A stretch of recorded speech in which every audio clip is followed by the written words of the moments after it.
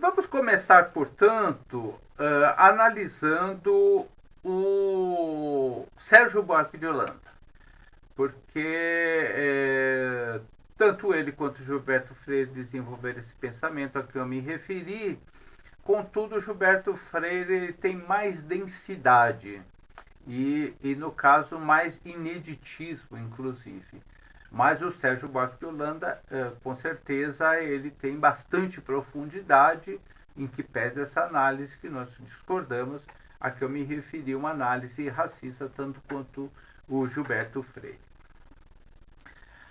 O principal livro do Sérgio Buarque de Holanda é Raízes do Brasil, onde ele desenvolve um conceito que ficou bastante conhecido, que recebeu o nome de o homem cordial.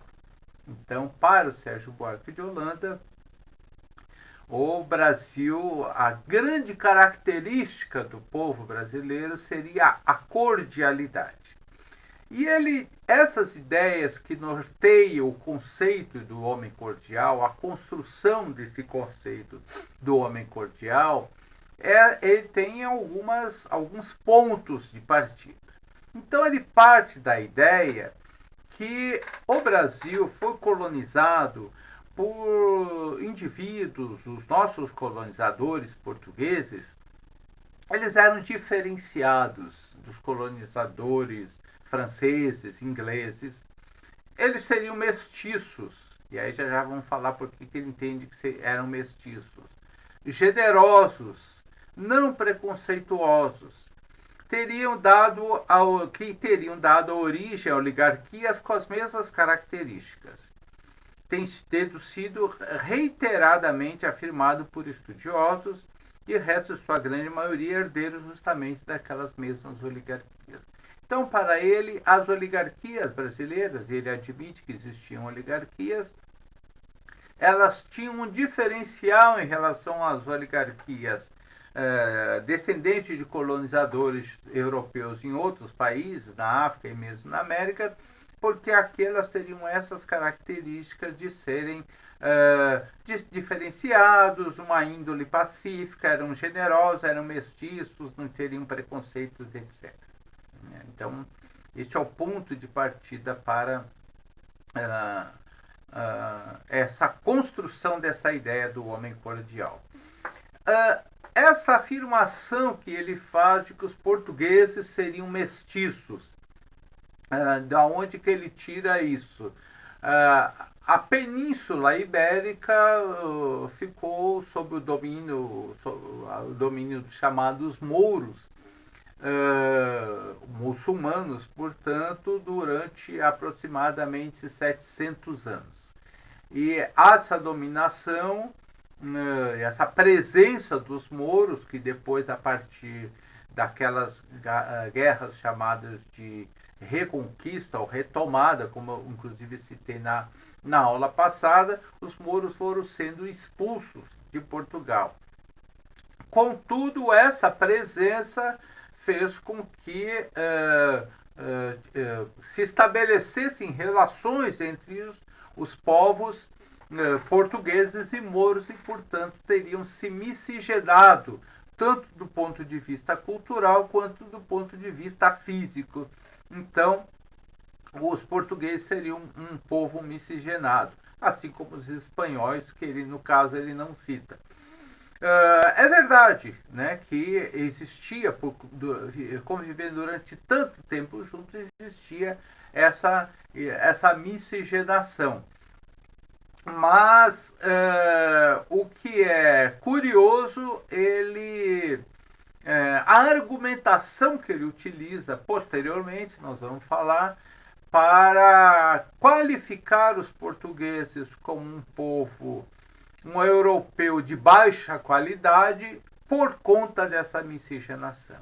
Então, já por aí, já tem uma argumentação escancaradamente racista, afirmar que os portugueses não eram tão bons quanto os demais povos europeus, porque eram miscigenados com os árabes, porque eram miscigenados com os mouros. Então ele considera isso. Por outro lado, ele considera que os portugueses têm tinham algumas características, algumas qualidades que os outros não tinham, que era o fato de serem generosos e não terem preconceito de raça, né? A argumentação que ele utiliza.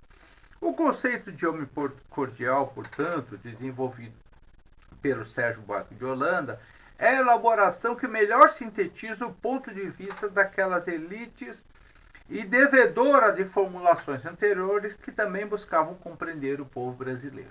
Então, a importância desse conceito do homem cordial, e na nossa bibliografia eu coloquei aí, disponibilizei para vocês um texto de minha autoria que justamente tem como título Que Morra o Homem Cordial. Procuramos destacar a importância de Sérgio Buarque de Holanda nessa sua análise e apontar os equívocos, ou aquilo que consideramos como equívoco naquela sua análise, e inclusive denunciar o caráter racista da sua afirmação, das suas elaborações. O homem cordial é uma análise perfeita? E é uma pergunta que fazemos aqui. Então é importante analisar a construção daquela figura síntese e problematizar as interpretações acerca do colonialismo, da formação brasileira e do seu povo que levou à construção ideológica que o homem cordial materializa ou sintetiza.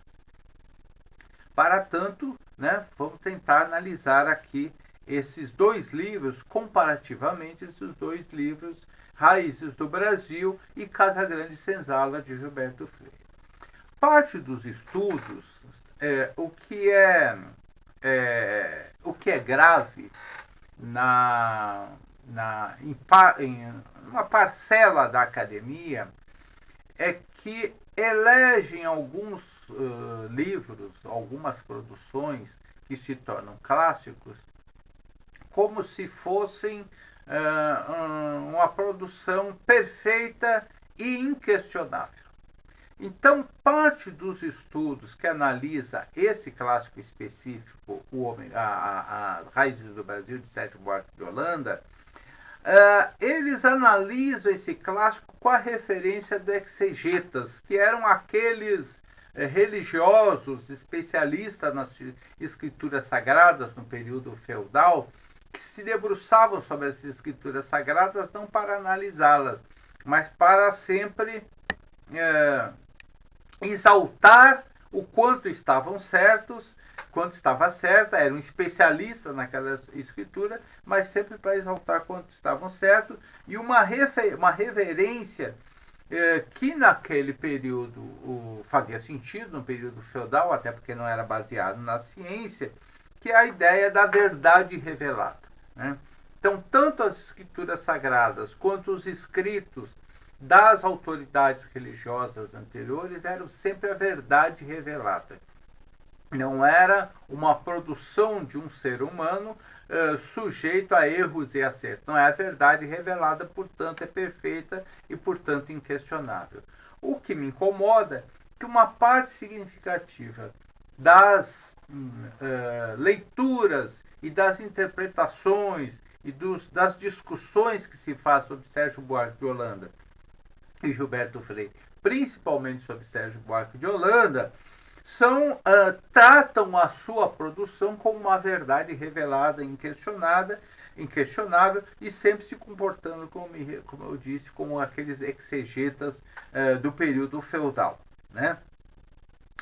E aí nós vemos alguns títulos de textos, seminários, conferências acadêmicas, como títulos que explicitam essa reverência à obra, como, por exemplo, Como Devemos Entender Hoje o Homem Cordial, de Sérgio Buarque de Holanda, ou Atualidade de Sérgio Buarque de Holanda na Interpretação do Brasil de Hoje.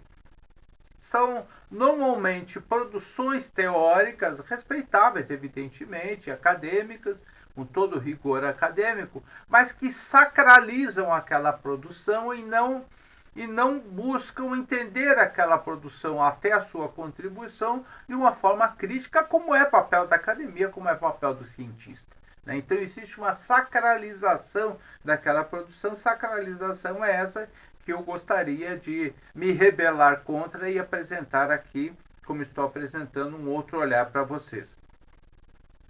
Como se, e essa sacralização é como se fosse possível sempre, continuadamente, extrair ensinamentos e paradigmas para interpretações do Brasil contemporâneo, né? Como se fosse, transformam, guardadas as proporções, esses autores e essa produção em verdadeiras bíblias, né? Como se ali estivesse a verdade revelada.